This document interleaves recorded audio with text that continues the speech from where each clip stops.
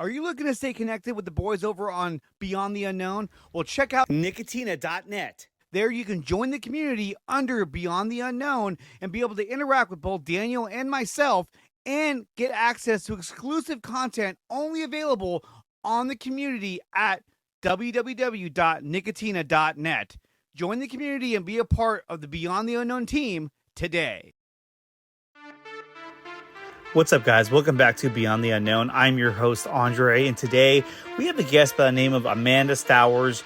You might know her as Amanda, the Bigfoot lady, on multiple social media platforms. And today she has not one, but two Bigfoot encounter stories that she'll be sharing with us today, and they are absolutely terrifying. Not only that, but she has a lot more information as she's an employee at the Expedition Bigfoot Museum in Georgia. And the stories that were shared in this episode were amazing. Guys, this is Beyond the Unknown. Okay, we're live. We're ready when you are. Hey, guys, good to be here. All of a sudden, I catch something black in my peripheral. What happened next? And then it stands directly up. And by that, I mean on two legs. And he said that once he did that, he could not see him anymore. That's incredible. What I saw looked like a cross between an animal and a human. It really just kind of shakes it to the core. Solid black, and it looks to be like it's home. They saw something that didn't look like human. That sounds terrifying. Everything good? Yeah, everything sounds great. Yeah. Awesome. So y'all are my first ones. I've got a new webcam and speakers mic. Oh, So perfect. Nice. Nice. we were playing with it earlier, making sure everything's going to work. So And thank you so much for coming on here, Amanda. It's a pleasure, to get to talk to you. And I know that, we've been talking about this for a few weeks now about trying to arrange this. So I really appreciate you coming on the show and talking with Daniel and I about some of the stories that you wanted to share with us. And before we get to that, I just want to ask you, how does someone become an employee at a Bigfoot museum? How does that happen? sheer luck, honestly. That's the honest truth. Just divine intervention and sheer luck. I just happened to be in a position where they posted a position at the museum, and I live in the same area. I live in the same town, and I've already been visited to the museum a few times. And when I saw the position, I of course jumped all over it, and they picked me, and so I've been there ever since. I started in 2019. Unfortunately, The pandemic happened, and I had to leave for a couple of years because my hubby found work out of state. So I just come back a year and a half ago. So all in total, about 3 years I've been there at the museum, and I love it. Awesome. Well, how much traction do you get in the museum? I mean, do you get a lot of people coming in there, or is it sporadic? Is it a weekend thing? It's kind of sporadic, but definitely wide open. Right now we're entering into the summer season, so the whole area here in North Georgia has gotten to be very touristy. So we've got everybody coming up to the mountains for summer vacation. So we're already starting to see that in the museum as well. So we'll have kind of a slow spot once everybody goes back to school, but then it picks up really heavy during the holidays, and just kind of up and down. But I will say, from when I started in 2019 to now, it's night and day for the amount of people. What used to be like, oh my God, we're so busy, we'll never get any busier than this kind of day it was back then, is now just a normal ho-hum kind of day for work. Oh, good. Nice. So I'm so happy for David and Melinda to see how much the place has grown. It's really awesome. That's great. So what is it about Bigfoot? What was it about Bigfoot that made you say, you know what, I want to get a job there? What was your fascination? Where did it start when it comes to Bigfoot? For me, it was not necessarily just Bigfoot. I've always had a deep fascination with cryptids, the paranormal, fantasy, the idea and thoughts that there are still unknown things in this world. And of course, Bigfoot is kind of the hot topic. Growing up here in the North Georgia mountains, we've always heard stories of things that go bump in the night. And then I always loved Bigfoot, of course, from, the legend of Boggy Creek.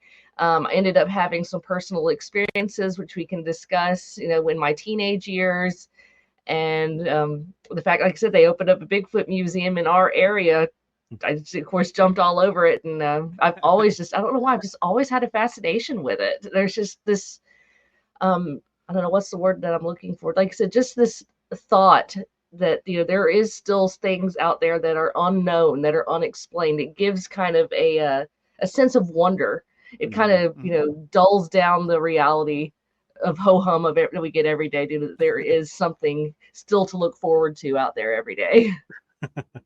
I think so. I mean, I definitely believe that there's something out there. I think that there are other creatures and species that are out there that we have not discovered. And so I think that, I agree that there is a bit of wonder that still exists in this world, especially in our oceans, deep in our forests, in areas in which people just can't get to. We talked to Yowie Dan in Australia, and there's an area of the Blue Mountains that people just can't even get to. It's so dense and it's treacherous. There's snakes, there's spiders, there's all kinds of things out there. So, as much as we have excavated in terms of like the overall geography of the planet, there's still so much, I think, that we haven't actually seen. And unless it comes onto the mainstream media, most people have no idea that these things really exist. But the thing is that there's so many eyewitness testimonies and encounters with things such as Sasquatch that, for me and for Daniel, I mean, there's no question that there's something out there that exists. Absolutely. Yeah. And that's one of the things that people ask me all the time there in the museum is like, they first come, skeptics, of course, come in and it's like, so do you believe in all of this? What makes you think that there could be something to all this? I'm like, well, one, there's a 4,000 square foot building full of all your information. But secondly, for what you just said, there's so many people, not just in the United States, but all over the world who have had encounters with these beings. And whether it's in Australia or if it's in Russia or if it's here in the US or in Canada, it's all very similar in description, slightly different, just like somebody in China is going to look different than somebody in Finland or vice versa. These beings look a little bit different depending on where they are in the world, but they're all basically still this large, hairy, human-like hominoid or spiritual being or something to that effect. So there's got to be something to it. Yeah, you would imagine so. Like so many, like the encounters keep coming. It's not like they're drying up or anything. People are still seeing Bigfoot around, Sasquatch, what have you, all over the place. And a lot of times people are coming out from and they're talking about encounters from the past that they finally decided to talk about. Which is really cool because I'm fascinated about stories from the 80s or the 90s, where the technology wasn't really there that we have nowadays, and to hear about these kind of encounters is a little bit more of, I wouldn't say primitive, but a little bit more raw. Exactly. So it's really cool that this stuff is still coming out and there's a lot of interest in it. I mean, like Andre said, like we're both really fascinated with the whole Bigfoot lore and how this creature exists in other countries, how there's other types of I don't know, I guess you want to say hominids that are out there that have been discovered over the past 10 to 15 years that kind of tie into different kind of species of this that might be somewhat of a distant cousin to each other. So it's really cool. Kind of back to the museum. What kind of stuff do you guys have there for people that come and visit? And are you allowed to tell us the name of the museum? Yeah, I can talk to you about those things. And so the name. No, I can't. I can't talk about it. I can't tell you the name. You're just gonna have to GPS It's classified. It's classified.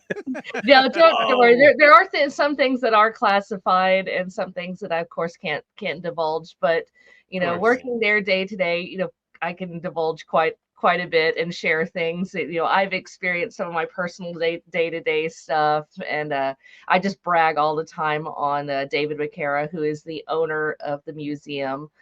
He definitely put his heart and soul into this, and that's one of the things that fascinates people when they come to the museum. They're like, you know, I just, one guy put this all together, and they're like, this isn't like corporate owned, like Disney didn't do this or anything. It's like, no, just him. And so the name of the museum is Expedition Bigfoot, the Sasquatch Museum. And no, it does not have any affiliation with the TV show by the same name. We always tease that the Expedition Bigfoot, the Sasquatch Museum, is the original Expedition Bigfoot, because technically, as it is, it's been open since 2016 when David took a leap of faith and opened it up. He always had a deep fascination and love of those classic roadside attractions that you used to see back in the day. And of course, doing Bigfoot research for 40 plus years, he's had several encounters of his own. He's been involved in BFRO and all kinds of other investigations and things. And so he loves to share the knowledge that there is out there about these beings.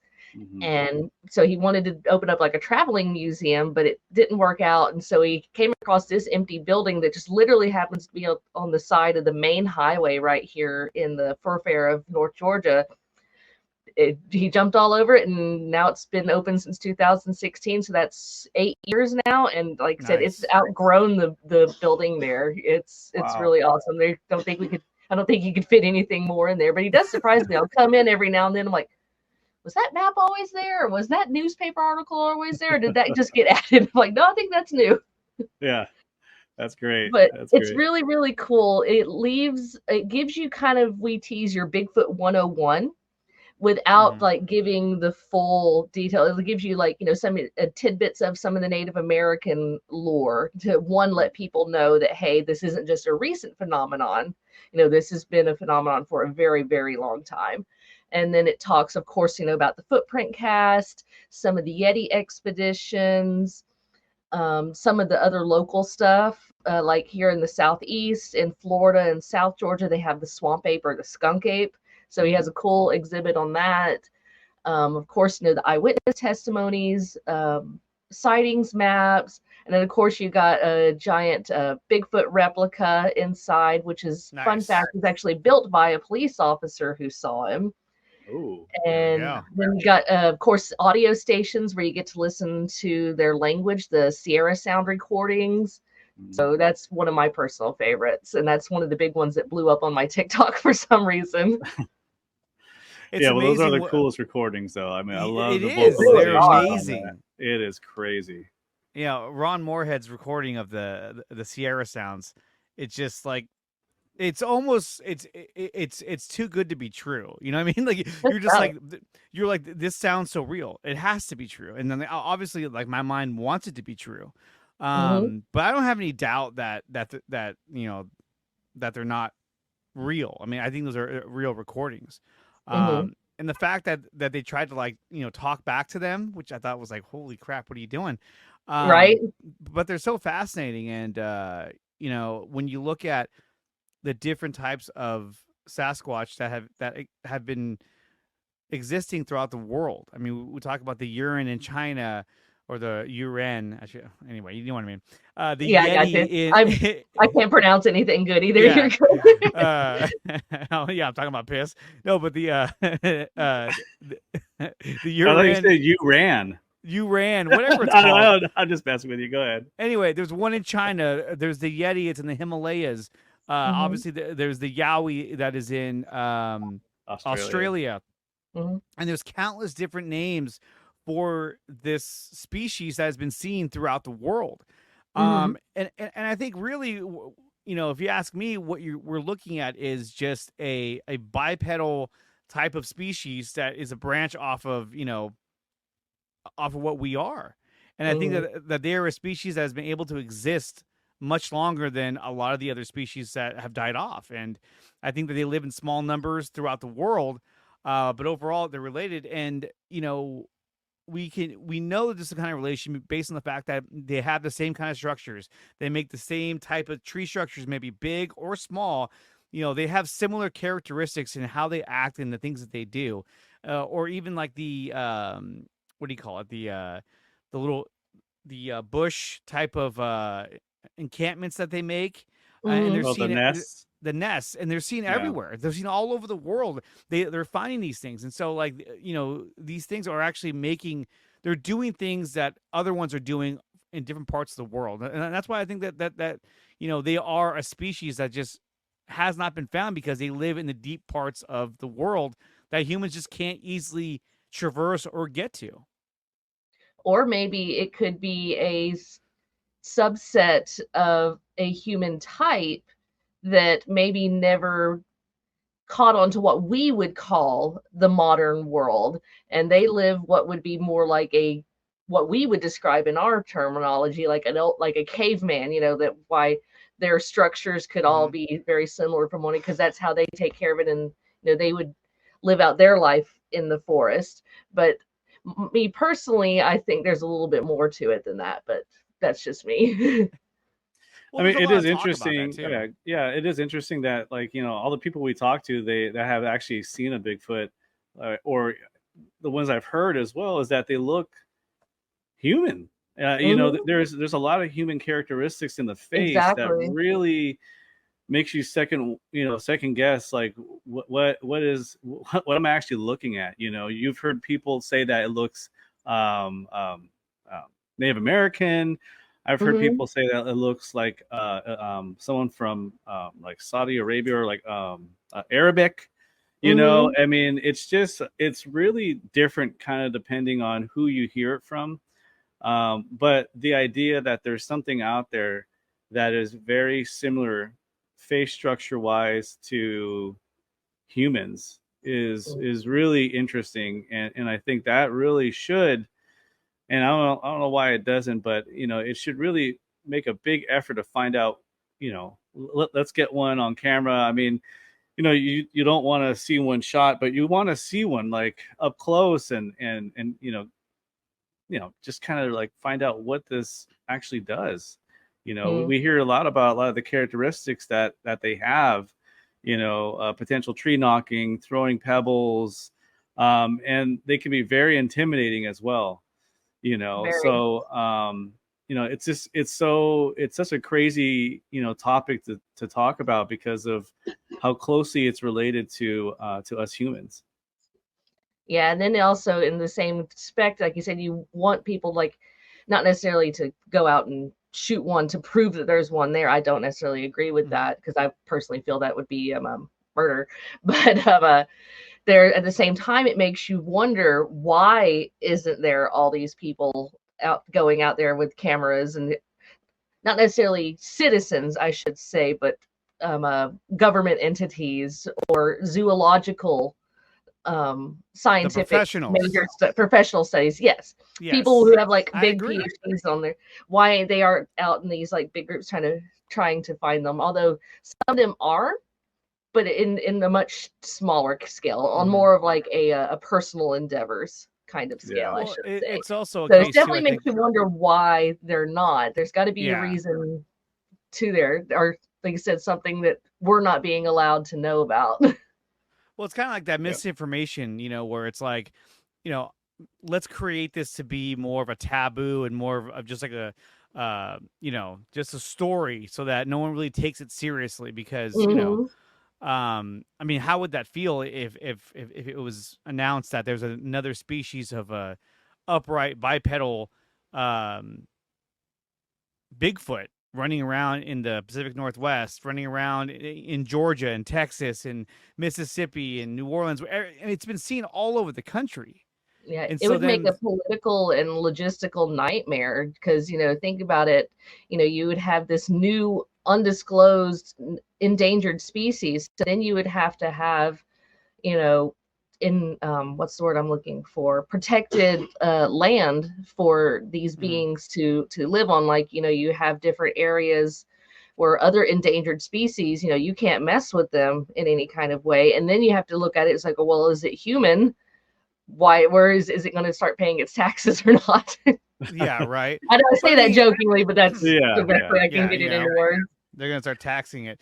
The rumor is that that the government doesn't want to announce it because of the logging industry. Yes, because there's a lot into that. Yeah, if you identify that this is its home territory, they're going to want to ban logging in certain areas of the country. and that would affect the economy in a certain degree. So Absolutely agree. I've heard that too. Yeah, that could be it right there. But I mean, it's insane the amount of stories that you hear, and I know you have at least one, if not two, stories that you personally have an encounter with Bigfoot. Can you share those? Yeah, I'll be glad to. So one of my first major encounter is more of your atypical one. The second one definitely gets more into the woo category, if you're familiar with that. For people who aren't familiar, I'll just say, so you have your kind of flesh and blood, which what we've been kind of talking about, where it's just a relic hominoid, a lost unknown human or lost unknown ape. And then you have the other camp, which is more woo, or like woo kind of sound. And that goes into more of the paranormal aspects or more spiritual aspects that goes into these beings. And that can also fall into any of your other categories, whether it's, ghost or UFOs and all of that other stuff. But anyhow, so my first experience, I would have been probably about 15 years old. And I was, growing up here in the North Georgia mountains, we didn't have a AC or a furnace. We just had wood heat and open windows for our air conditioning and heat. So I was, backwoods in it a little bit. It's just a little hot. It's all right. Anyhow, but I didn't know it about then. I would go to people's houses and freeze to death because I wasn't used to the air conditioning. So we were working that summer, my brother and I, helping our father cut up a piece of timber on the property that was going to be part of our firewood for the winter. And my uncle had just remarried, and so he had a new stepdaughter, so who was our new cousin. And little back history, my family on that particular property has been there for probably, as of now, about 200 years. And so some of the original settlers there had marked their name on a tree there on the property. So we referred to it as the carving tree because that's where everybody carved their name. And so my brother and I, we were taking a break, and we're like, hey, we should go and take our cousin over here to the carving tree. She's family now. Let's put her name on there. So we took a break and we walked across the hay field, and the hay was really tall.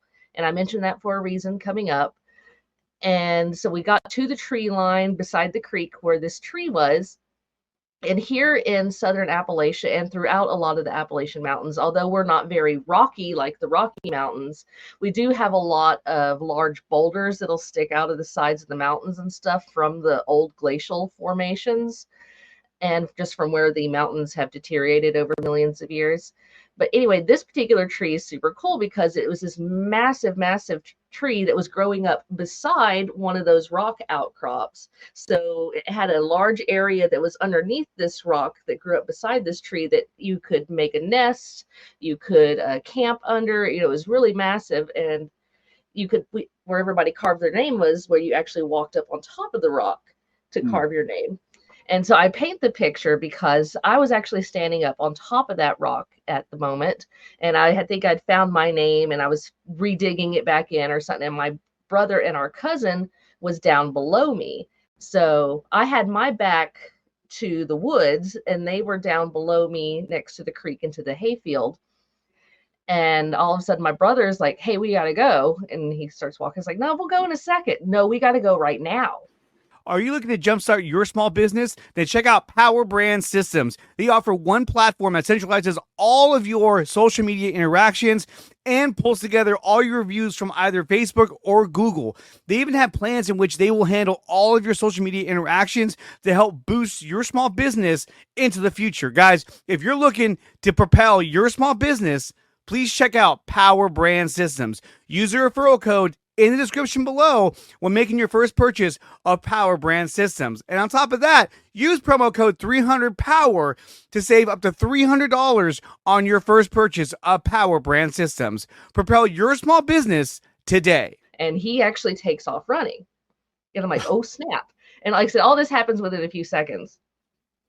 So I jump down real quick and run after him. I don't even know what's happening. I'm worried to myself, is it a bear? Is it a mountain lion? Because we have obviously we have bears, and there's unsubstantiated reports of mountain lions in the area. So my brother, I was like, if he's seeing something, I'm not even going to try to look back. I'm just going to run. So as soon as we got to the tree line there with the hayfield, whatever was behind me, which I never saw, the most loud, god-awful roar, sound, scream, whatever you want to call it, came out from behind me. And it was so loud that it knocked me down to my knees to where I was covering up my ears. And as I was looking up, I saw my brother and my cousin running into the hayfield, and all the birds flying up out of the hay at the same time. And so that's what I have, is this visual image in my head of being hit by this cataclysmic sound, and seeing them and having to get back up and keep running and catch up with them. And I'm like, what was that? What is it? What the heck is going on? And my brother's like, I think it was freaking Bigfoot. Because we'd already seen movies and TV shows about it. And so we got up to my dad and to my uncle, and they saw us kids, they were like, saw we were all upset, and like, what's going on, y'all? And my brother says, I think we just saw Bigfoot, and they explained what just happened to us. And my dad and them, they just kind of look at each other and they laugh. It's like, oh, you kids done saw the booger, didn't you? Wait, what? Like, you could. So apparently I'd heard stories my entire life about a quote unquote booger that lived on that property. And I had always just had assumed that it was a ghost, because some people in Appalachia will use booger for Bigfoot. And for where I'm at here, or at least my family, we use it interchangeably for anything that we didn't know. You just watch out, the boogers will get you. Right. So anyway, so when they said that the booger, I'm like, wait, what are you talking? He's like, yeah, y'all just ran into the booger out there. And we went and told my grandmother that same night, who she had grew up on that property, and she had been the one who'd always told us, there was a booger on that property. And she's like, oh yeah, that was it. That was the thing. That's what your Uncle Kerm saw back in the 50s that, ran him off, and he never would go back up in there. So it was just one of those crazy things. But what is I didn't see the being. It was behind me. My brother, who was standing down below me, he actually saw it. And it was about 50 yards. Forgive me, I forget which measurement was behind me. So I didn't see it. But he said that it was kind of orangish brown in color. And it had its arm up on a tree, and it was leaning out to the side to where you could see, the shoulder and this part of the main part of the body and everything. And he said that, it was standing there just like a man, but just massive and covered in hair. And what scared him the most, besides the look that it was giving us of, hey, you're up in my living room, get out of here, was the red eyes that it had. And that's something that a lot of people who have Bigfoot encounters sometimes will describe. So I never went back out there. Unfortunately, that property did get subdivided, so I haven't been able to go back out there as much as I would like to, just to see it. But interesting thing is that I finally got to talk to my brother again. Life happened, and me and him both took different paths, and so we haven't really got to talk too much other than, hey, how are the kids and stuff. So we finally got to corner him at Christmas this year. And like, hey, look, I'm back working at the Bigfoot Museum, and, I'm obviously sharing our story with people. So I just want to make sure that I'm remembering all these details right, because I'm a stickler on like small details, making sure that, I don't miss anything, or I always worry that people are going to question me if I'm missing something or say something backwards. Anyway, so I said, one thing that I remember the most about that particular encounter was the roar, was how loud that was. Because, it nearly knocked me down to my knees because it was just so loud. Obviously, I was scared to death. He says, but you guys kept running. So did y'all hear that? You obviously saw it. So he's like, no, I never heard a thing. I just saw the thing. I told you we needed to go, and I just took off running. I never heard a darn thing. Interesting.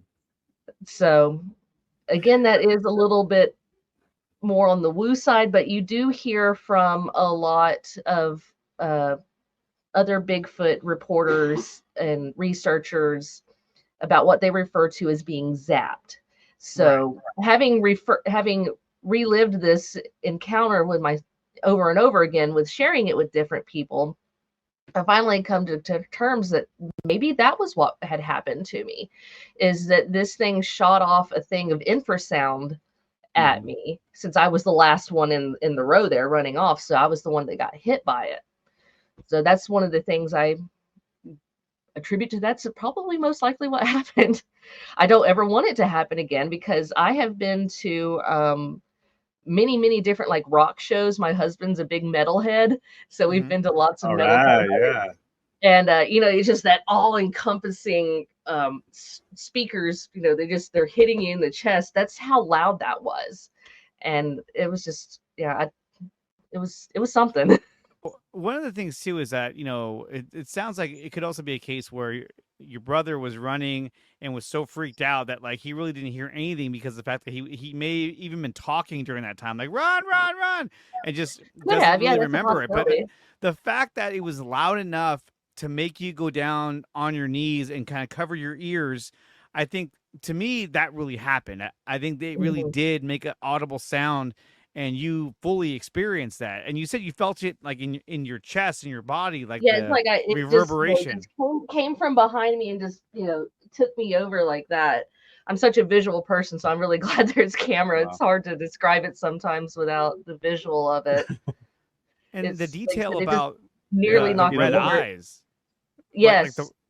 And I've heard that before, that some of them do have red eyes and also have a reddish color, a reddish brown color to their hair. I mean, that to me, that's a very common description. That color or black or I think white is another one as well. White is just like with humans, we all have anything from a white to red to brownish black in that kind of spectrum hair colors. It's the same thing with these beings. They range in color. Even here in Georgia, we've had reports of white ones, and in Alabama they have the famous white thing. So that was a famous Bigfoot flap that took upon that name. So is there any theories about? Is there any theories about the white colored Bigfoot, meaning that it's an elder or an older Bigfoot, or is it just kind of like just the color of its hair? I've heard both. I've heard both that the ones that they've seen in white just look like you're an average adult would. It's still very muscular. It looks very healthy. It looks like he doesn't miss a meal or anything like that. And then I have seen I've seen actually witness sketches of one where it was an elder. It was white, and so it had very a lot of the facial wrinkles. It was actually missing some teeth. It looked geriatric in the witness description. So that one was really neat. So I've heard both.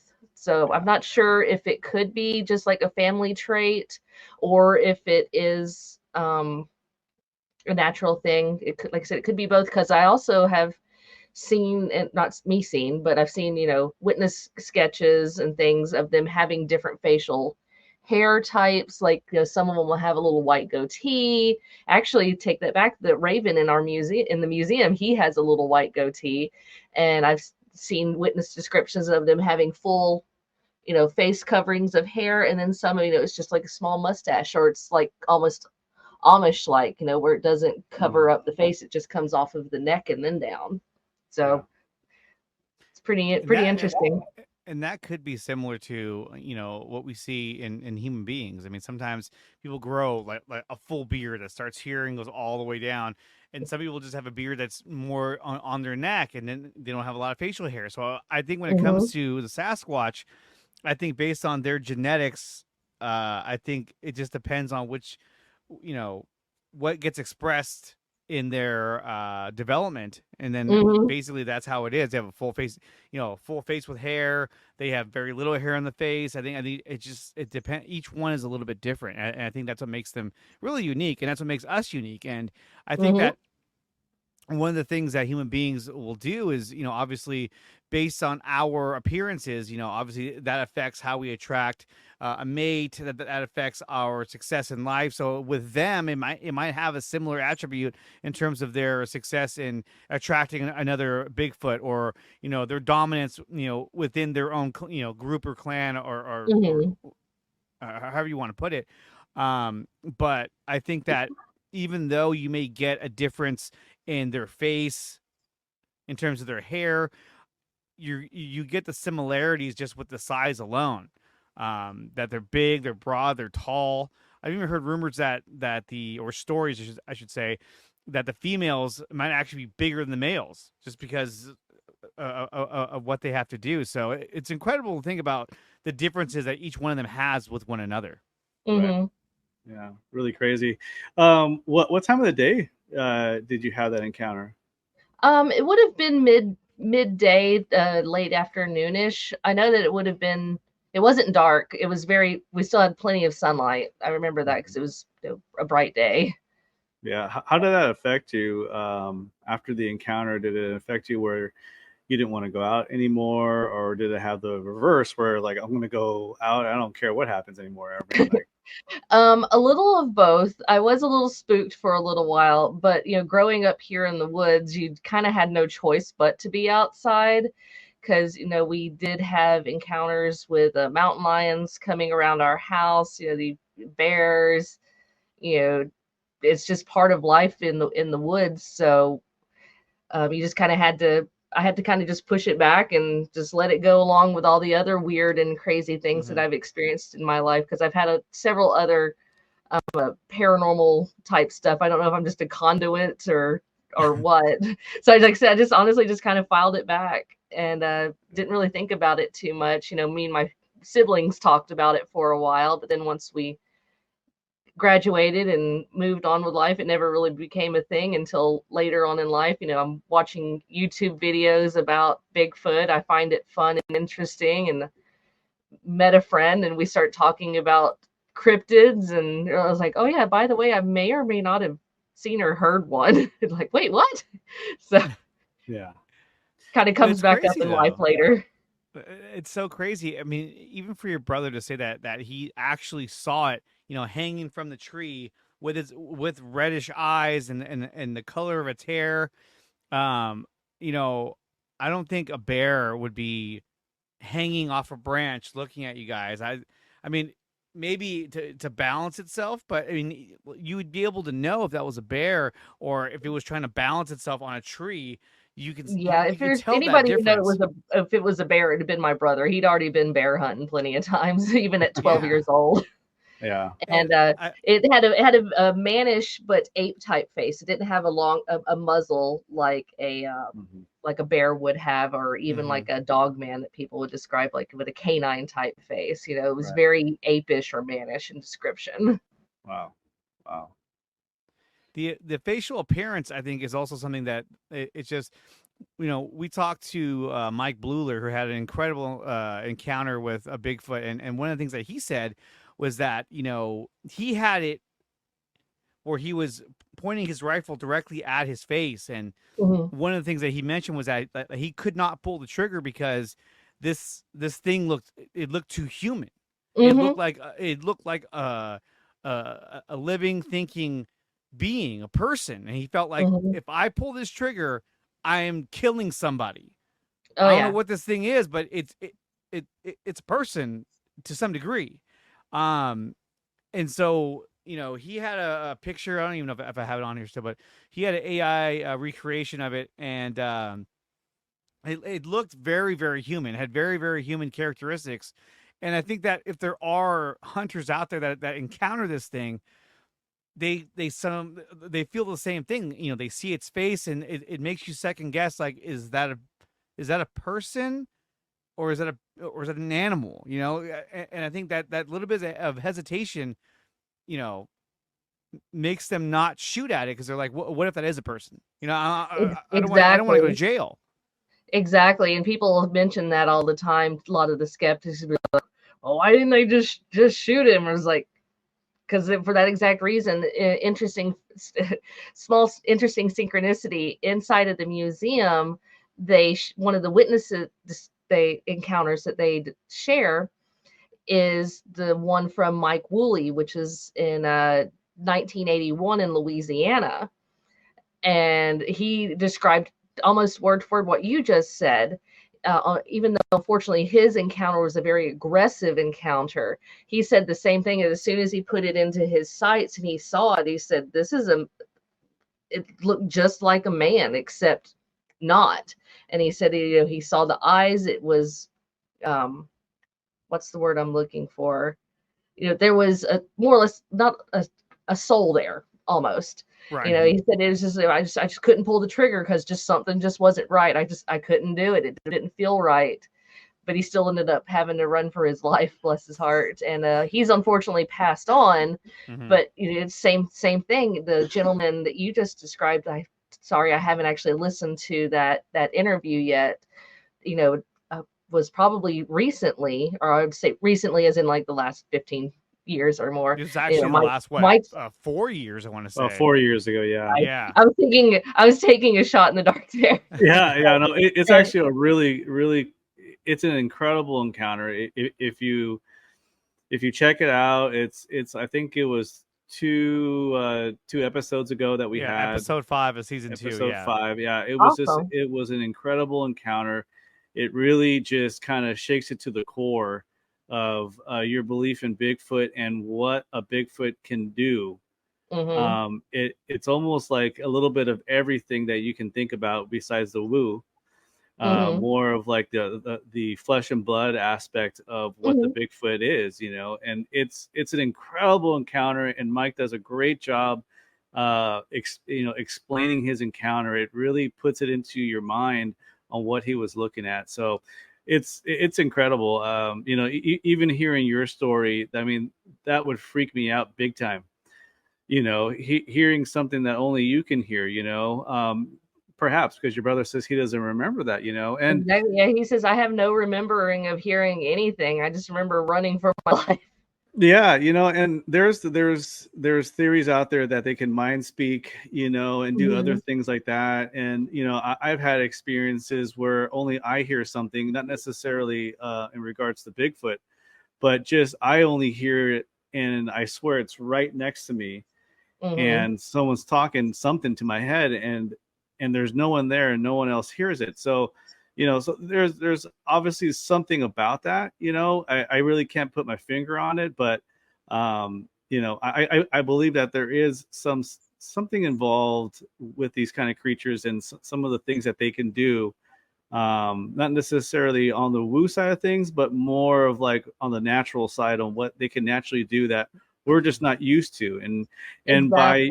by you guys having an encounter, and I'm looking forward to your second encounter, is witnessing a Bigfoot is, to me, something that you were kind of one with the nature at that point, where it was the right time, and maybe you guys were in the right mind state where the encounter happened, because I don't think this creature just runs around downtown, downtown a big city and says what's up to people, yeah.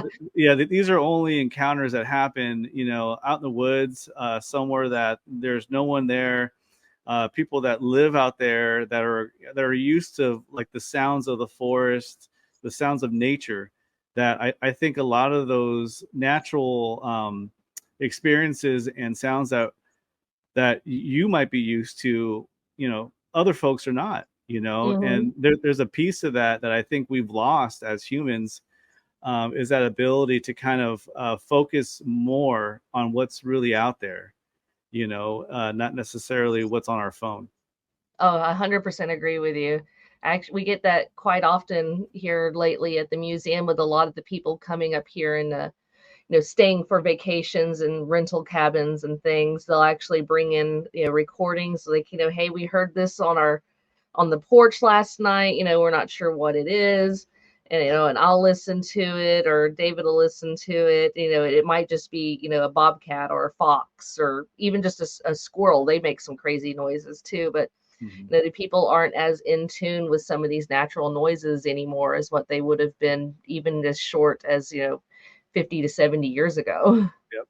Yep. One of the crazy aspects when it comes to these Bigfoot encounters is that I've heard a lot of people talk about that as the encounter is taking place or right before they realize that, they're about to set eyes on a Bigfoot or about to experience the encounter, that everything becomes very silent, that the forest is completely quiet, birds and everything. And so it kind of makes me wonder if they are a type of creature that when they come into an area, even nature knows that, this is like the king of the jungle. In this case, it's like the king of the forest. And so they just stop making noise because they're like, one of them is here, I think when it comes to human beings, most birds especially are so used to seeing human beings in their everyday life because, there's a lot of us and they can travel and they can fly. And humans really don't scare birds all that much unless you come at it, they'll just fly away.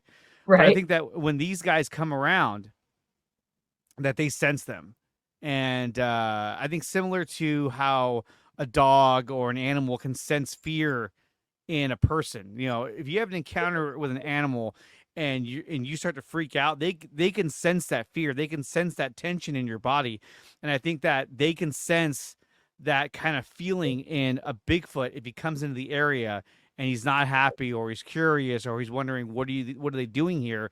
They can kind of sense that feeling, and maybe it's a part of that what's it called, infrasound, that you were talking about, which it might have some kind of sense of that it puts out that the animals in the forest kind of pick up on.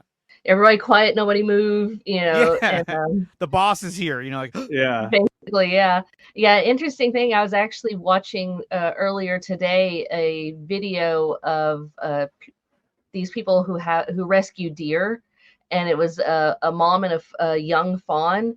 And as the caretaker was coming and approaching it, I guess she approached too fast, so the mom, made a huffing noise and then shot off and away. And the fawn had actually seen the caretaker prior, but as soon as the mom made that huffing noise, the fawn immediately fell right on the ground and just was perfectly still. No ear twitches, no anything. It's like it knew instantly as soon as that mom made that signal exactly what to do and how not to move and hide from a predator per se.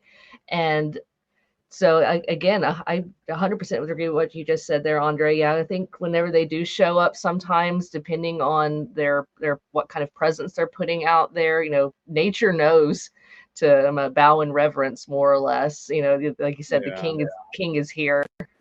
Are you looking to jumpstart your small business? Then check out PowerBrandSystems. They offer one platform that centralizes all of your social media interactions and pulls together all your reviews from either Facebook or Google.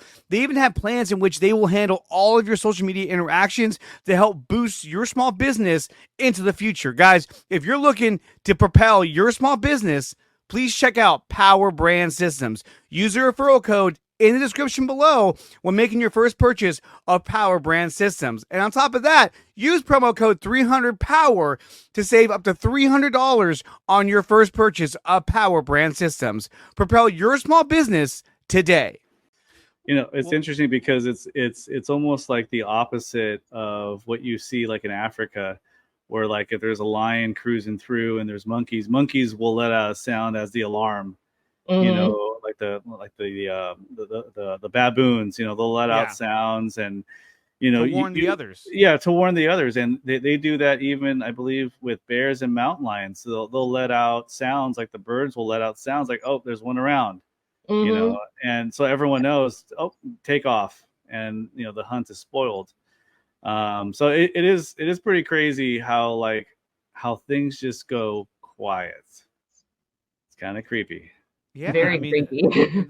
Hunters have talked about how it goes quiet, the birds stop chirping, and it's just nothing.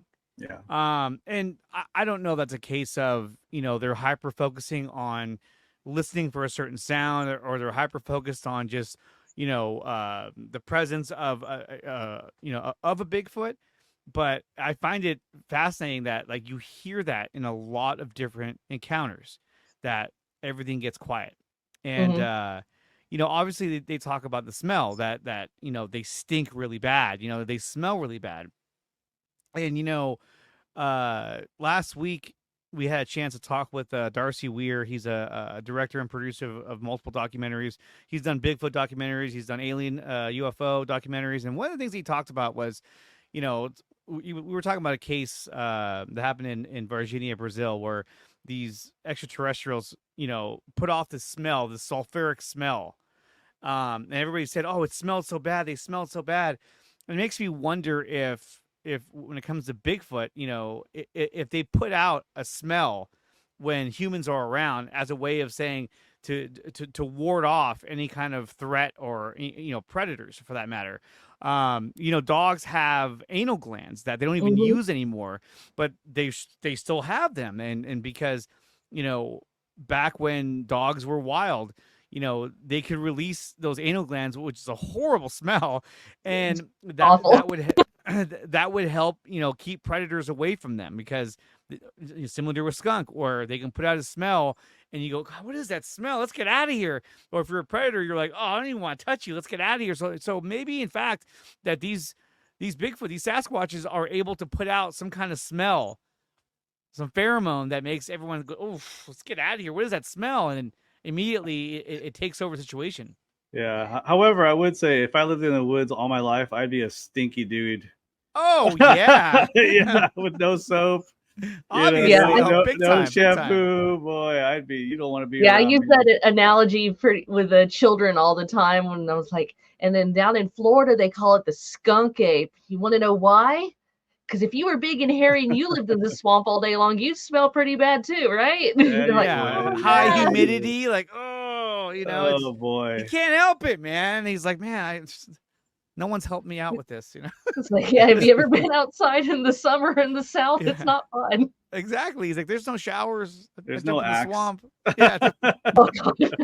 There's no Dr. Squatch. Yeah. No. Go ahead, Daniel. No, I was gonna say, Amanda, if you can talk about your second encounter, I would love to hear that. Yeah, let's hear it. We're all ears. Okay, yeah. So my second encounter, I'll be 100% honest. I'm not sure if it was Bigfoot or not. I still don't know to this day. I just know what it was that I experienced. So I attribute it to that just because of the physical appearance of this thing.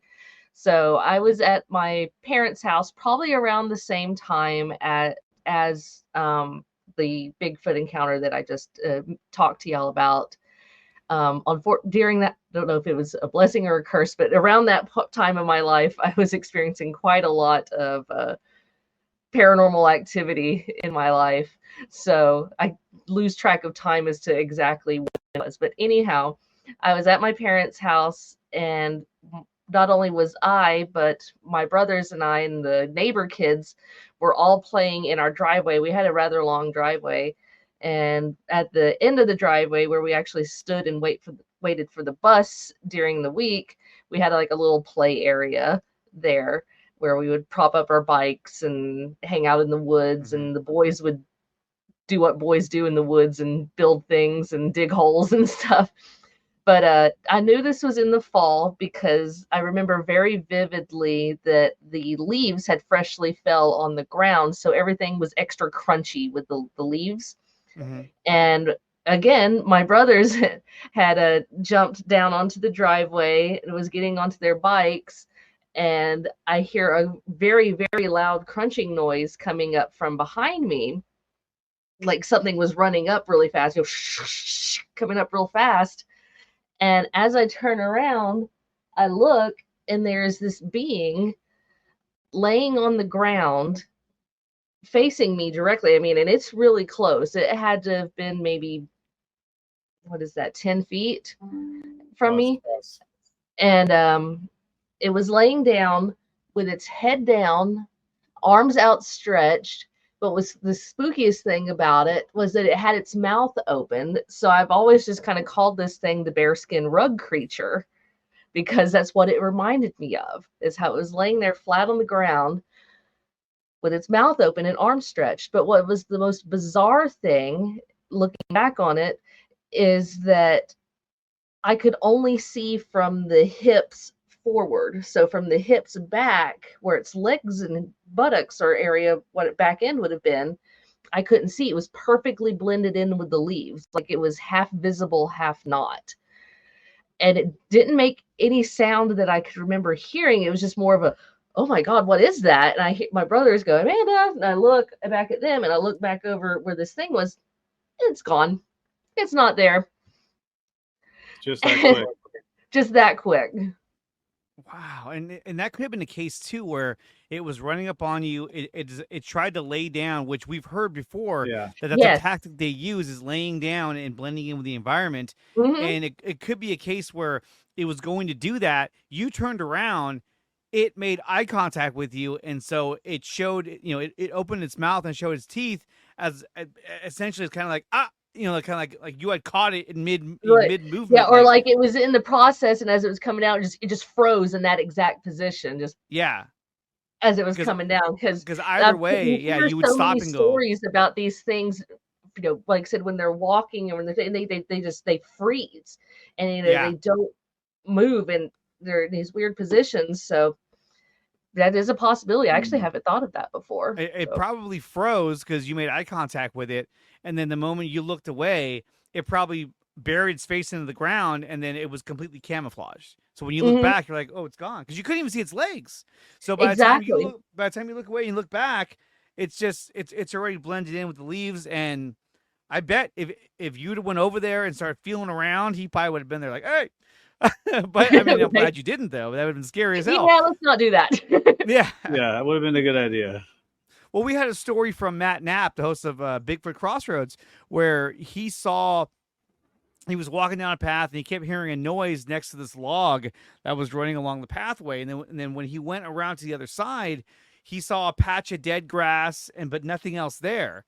And for a moment, he thought, I feel like I should go touch that grass. And he was like, nah, whatever. And he left. And then when he came back with his friend, that patch of dead grass was gone.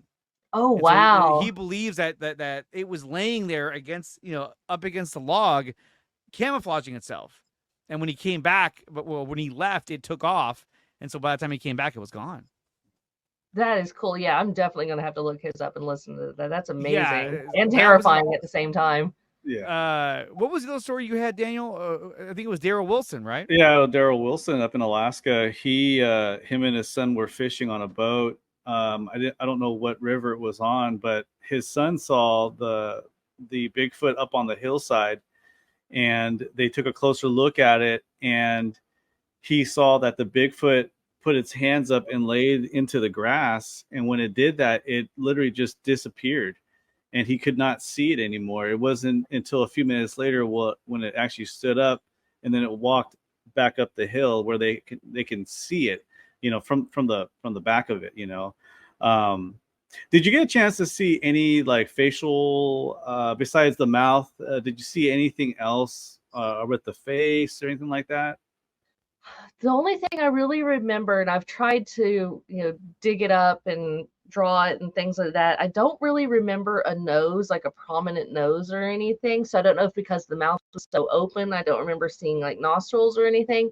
But I do remember a very prominent brow ridge, and the eyes were reddish in color, but not like glowing red, like a marble or anything kind of color.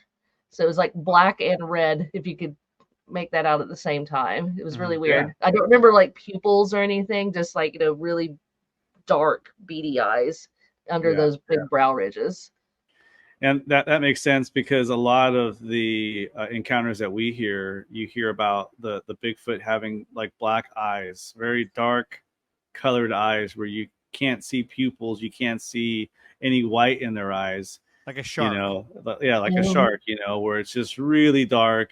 And, and we've heard them talk about showing their teeth, and a lot of the people that we've talked to, they don't have fangs. They have more like human type teeth where, they don't have these giant, canines coming out at you. where it's just more of a natural kind of mouth, similar to like a horse. They said like teeth that big, that just kind of eat on whatever they want, really. But it is a really interesting encounter because it happened in the same area. Is that right? Yeah, it would have been maybe no more than like 10 miles as the crow flies from where my parents' house was to the property where we were chopping firewood at. Yeah, that's well within the range of any large primate's territory, probably, especially one that it might be more nomadic rather than I'm just going to stick around here for the rest of my life. Right. A lot of these Bigfoot, especially up in Washington, you'll hear about them building nests and then leaving, and that's it. You don't see them back. So, I think there's a lot of that where they follow the food. They follow like the big game, either elk or deer, and if they're not around, they'll just move to where they are because they got to survive too. Exactly. Pause for 2 seconds. I need to plug my laptop in. I just go for it. Yeah, go for it. Get the power. No, I really think that trying to find a good parking spot for you.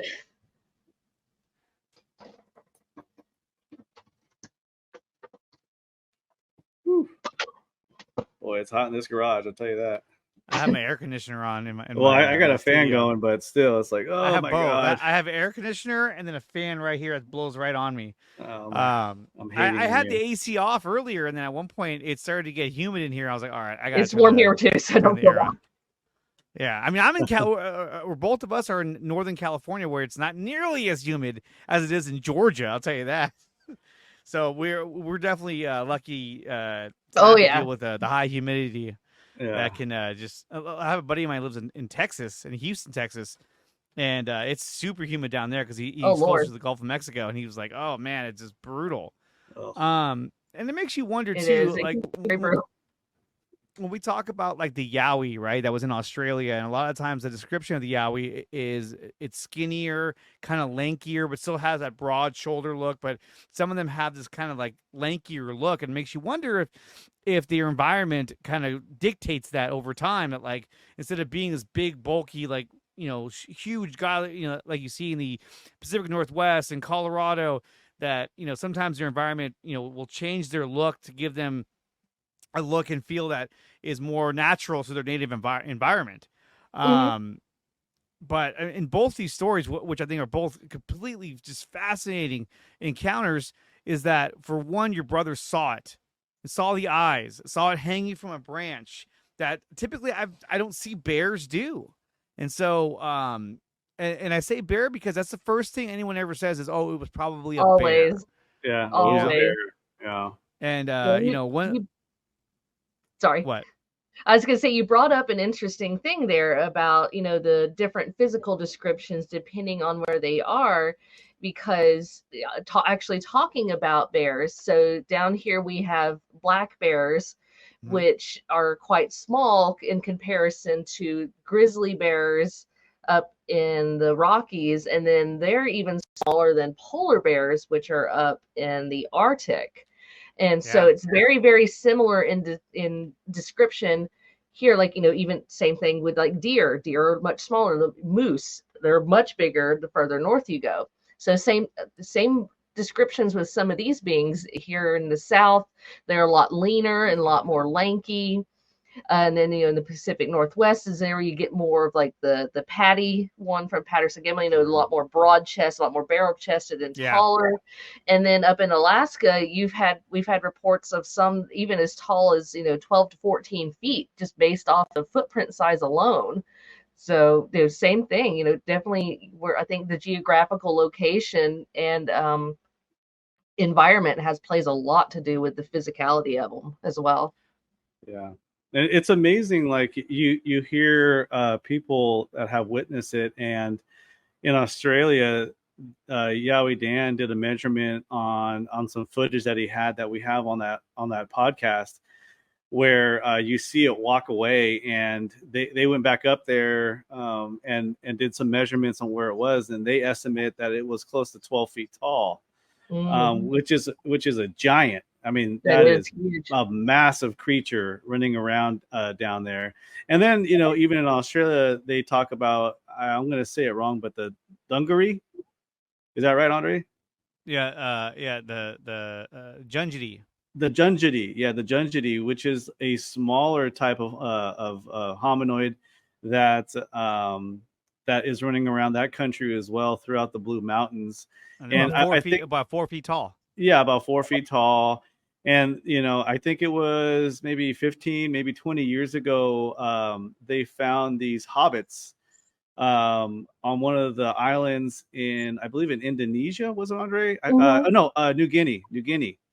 And New Guinea is just north of Australia. And there was a time during the Ice Age where there was a landmass where, you know, the water seceded or froze up in a certain area, but I think it was just lowered, where probably these guys moseyed on down to Australia, and now they're living out a very secluded kind of life down there. So yeah, it's interesting, you know, all this stuff. I mean, your encounters were that second one would have really freaked me out if I looked over. That would and have been terrifying. I would have been like, Yeah. oh my God. You know, It but was pretty freaking for sure. I like I said, filed that one back more than I did the first one into the back of my brain. And it actually wasn't until I started working at the Bigfoot Museum that I really remembered that experience. Like I always kind of questioned, you know, like, was it just a dream? You know, Right. did I really see it? And I started hearing other people's stories. And for whatever reason, it was like a repressed memory or something. It came back to me in like full vision form. Like I was having nightmares of it for a few weeks, you know, just like that's all I could see was this thing in my every waking moment. It was just terrifying. Oh, Well, I think that when people see things that, you know, cause them any form of trauma, and this could be trauma in the sense that when you saw it, you were terrified, and so it freaked you out so bad that your mind almost kind of repressed it to a degree because it was trying to, you know, protect itself. It was trying to protect you. Thinking back to that encounter, do you remember any details about its teeth? Like, were they big? Were they flat? Were they like horse teeth? And do you remember any details about like its brow ridge or its nose or anything? Or how big the mouth was? I just remember that was one of the most prominent things about it was the mouth and like how wide open it was, like, you know, really, really wide. But I could still see where, even though the mouth was open, you know, it was looking over it. So again, I don't know if maybe the lips was up too high or something, but I don't really remember a very prominent nose. So it was either a very, very small, squished, flat nose, or the lip part of it just covered it up. Kind But of blocking it, yeah, but the eyes were looking directly at me. They wasn't like, you know, looking over like cheekbones or anything like that. They were looking straight forward. And the brow ridge did have shape to it. It wasn't like just a straight flat across. There was a shape to it, even though I don't remember like eyebrows or anything like that. So it wasn't like a big unibrow, but it was definitely a skin flesh, but like almost very cavemanish, for lack of a better word. A very prominent brow ridge there. And I don't remember like a sagittal crest or anything, but I do remember the hair starting on the forehead and then running on back down the rest of his back. I don't remember the hair on the head and on its body. From what I remember, what I could see anyways, was all more or less the same length. I know I've heard other people make descriptions where they've seen things, you know, like sometimes they'll have longer hair or on the head than it does on the body, or if it's almost like a lion's mane kind of effect where it stops at the shoulders and then gets really short. But then I also hear other people describe what I've just described, where, you know, it's the same length all over. So again, probably just unique to whatever that whoever that individual was. Right. Yeah, and I think even Mike Bluler talked about how it had like rocker hair, you know, like old big hair, kind of like from the 80s, you know, like this big hair, you know, where it was like a rocker kind of hair. I forgot his exact terms, but you kind of get what Motley Crue. Motley Crue, yeah, exactly. It was just like this giant head of hair that was just, it really started just above the brow ridge and just went all the way back, and then boom, and there's some interesting footage out there right now. If it's just coming up online, where you see a Sasquatch in a taped off area tearing trees out, and you can kind of see its face a little bit, and you see a lot of hair, not like a Chewbacca kind of hair, but it's just like a big mane almost. So it is interesting. I completely believe you. I think what you saw was a Bigfoot, and you caught it right when it was just checking you out. And if you look up chimps, and when chimps show teeth like that, it's a form of they're anxious, or they're not being aggressive. So maybe you saw one that was actually not being aggressive to you, showing you its teeth, and kind of like, I'm just wondering what I'm looking at as well. So it is possibility. It is interesting, yeah. Because it sounds like you caught it as it was, because it ran up and was trying to like get to that open area to lay down, and then you caught it right before he put his head down. He was just like, ah, and he just sort of did a reaction that was just like, hopefully this works. And it was enough to make you go, what in the hell am I looking at? And then you turn around, you come back, and he's just buried his face, and he's totally camouflaged. Yeah. I've always had the feeling to me that it wasn't necessarily friendly per se. Like you said, I do feel that I did catch it as it was up and coming down. So I don't know. Hopefully it wasn't trying to snatch me or anything like that. But I never did have like I just caught you kind of feeling. It was definitely like oh no, that's not supposed to be here. I'm not supposed to be here. This is, I just never had a very good feeling about it. Man, that's such a crazy story. Both of them are just is incredible. Amanda, thank you so much for coming on here and sharing these stories with us. I really appreciate you talking to us, and really it's like at the Bigfoot Museum, the Bigfoot Expedition Bigfoot Museum, correct, in Georgia. What is the most common trait that you hear about most of these Bigfoot stories? What is the most common thing that you hear? Is it tree knocks? Is it the smell? Is it footprints? What is it? Oh, gracious. The most common thing, honestly, is just people seeing them. It's about 50-50 as far as most people, it would be, they've heard one while they were out hunting, or they heard one, from their property up there. But a good portion of the people, when they're sharing anything with us there at the museum, it's a full visual encounter of these beings, whether it's, just them crossing the road in front of their car, they saw it while they were out hunting or camping or anything like that. So it's not necessarily one or the other. I wouldn't necessarily put, one percentage over the other. It's just kind of, it's all over. There was an interesting encounter that I listened to recently where there was a truck driver driving a water tank, truck. And he was getting ready to go up an incline, and he looked over to his left, and he saw two upright beings about 50 yards away. One of them tall, one of them shorter. So he assumed that was a youth. And he said that the taller one, he looked at it and he can tell that it was a female. And the little one next to him got aggressive. And he saw the female say something to the younger one, and it stopped. And then he looked in his rear view, his side mirror, and there was the largest Sasquatch out of the three, carrying an elk over its shoulder, coming down from the hillside. And when he looked and laid eyes on it, it dropped the elk, and it started coming after him in the truck. And he put the truck in gear, and those trucks take a minute to get up to speed. And he said that the Sasquatch came up behind him and punched the tank. And when he got back to the property, there was a dent on that water tank. And he was embarrassed to tell anybody about what he saw, because he didn't want to get ridiculed about it, he didn't want to sound like someone that's making up stories.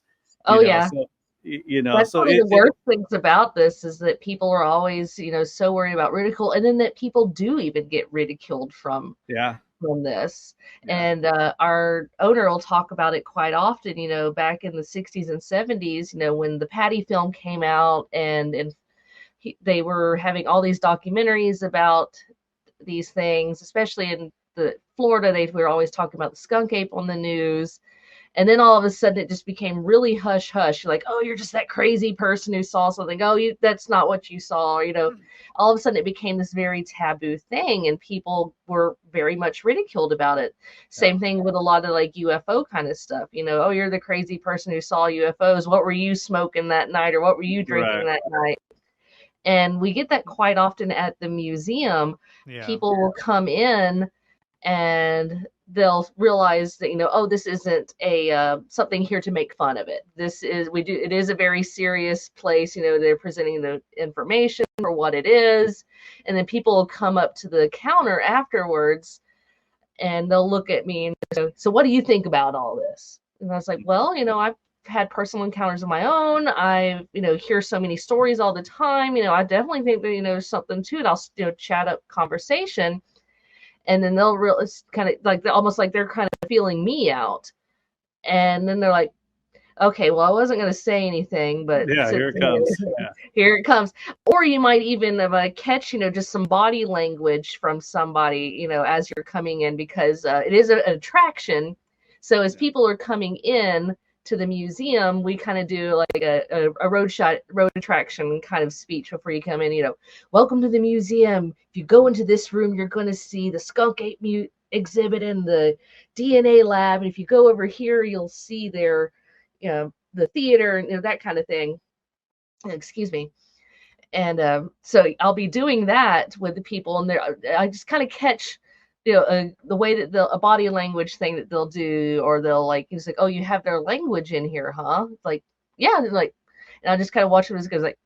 $10 says they have something, or I just overhear them looking at the maps and seeing them talking. It's like, yeah, that was about where that was. Yeah, that's where that was, wasn't it? When we were kids and we heard that thing. So, and then you get to pick up on it. So it's become a safe place for people to share these experiences, and it's becoming a lot more mainstream thanks to podcasts and documentaries and shows and things like that, where people can come to realize you're not the crazy person. It's not a very necessarily a rare thing. There are hundreds of people who see and experience these beings every year, up to 1,000 or more, and that's just the recorded sightings. Those are, again, still the ones that people do still keep to themselves. So that's just the tip of the iceberg. I think David says that there's maybe a less than 1 to 10% of reports are actually given every year. All the 90 to 99% people just keep to themselves. Probably. So if people would just share more of what they have, it would just be it would be better for other people, so that we would all have a safe place to share these different encounters and experiences, and it might help with some of the puzzle pieces as well. Yeah. It takes a lot of guts to talk about, an experience like that, and everyone that we've talked to who has had an encounter, it's a way for them to get it off their chest again, Mm-hmm. It really is. So yeah, it's amazing when people have these encounters. You had these encounters, it's kind of like a gift in a way, and sometimes they want to avoid it at all times of happening again, Mm-hmm. But it's awesome. It is really cool. It's such a cool topic to talk about. It is. It's very interesting, and it's great to get the people's minds going, and especially the children, getting to let them experience, wonder and excitement, that, like I mentioned at the beginning, that there is still things to discover in this world, that Absolutely. Sometimes maybe what we're being taught every day isn't all of the puzzle pieces to what's going on out here in the world. Yeah, there's still some amazing wonders out there that we have not discovered yet. But Amanda, thank you so much for coming on here and talking with us. I really appreciate it. Amanda, where can they find you on social media? So I'm on all social media platforms as Amanda the Bigfoot Lady. That's a nickname that my husband gave me. He tells everybody, he's like, yeah, go find my wife at the Bigfoot Museum. She's the Bigfoot Lady. She'll tell you all about it. So I ran with that nickname on social media. So you can find me on TikTok, Facebook, Instagram. I am working on getting YouTube Shorts up and running with some of my videos. And what started out as just a little fun side project of posting Bigfoot memes and little fun quips about my day-to-day at the Bigfoot Museum has just grown and exploded. So I'm still enjoying the ride of my growing social media. And one of my projects that I'm hoping to take on soon is I'm going to try to do like a Bigfoot facts or Bigfoot 101 on my TikTok and other social media, kind of generating it towards children, like, you know, so where did the name Bigfoot come from? Or what is this sagittal crest? What does that mean? Or what's a mid-tarsal break? All these little quips that you hear, just, you know, kind of your Bigfoot 101. So that's just kind of a fun idea I had recently. Yeah, and awesome. everybody's like, sounds great. You should do that. I'm like, okay, yes, I'll do it. Yeah, do it. Yeah, That's man. great. Just do it. I love it. And guys, if you haven't done so yet, make sure you check out nicotina.net. That's where you'll find the community for Beyond the Unknown, where you can interact with both Daniel and I. Memberships are available, and it gives you access to all 3 of my channels as well, and to all 3 communities as well. So definitely check out nicotina.net. Amanda, we'll have to do it again sometime. This was great. I had a wonderful time talking to you. And like I said, thank you for coming on, and you have a good night. Oh, thank you so much for having me on. Yeah, feel free to have me on anytime. I got tons more stories I could share with you anytime. Oh, yeah. Here we go. Oh, yeah. There we go. There we go. Awesome. All right, Amanda. Have a good night. Thank you. Thanks, Amanda. If you have a story that you would like to share with us on our podcast, please reach out to us at beyondxunknown@gmail.com. Paranormal, unexplained, UFO, or Bigfoot, reach out to us and share your story.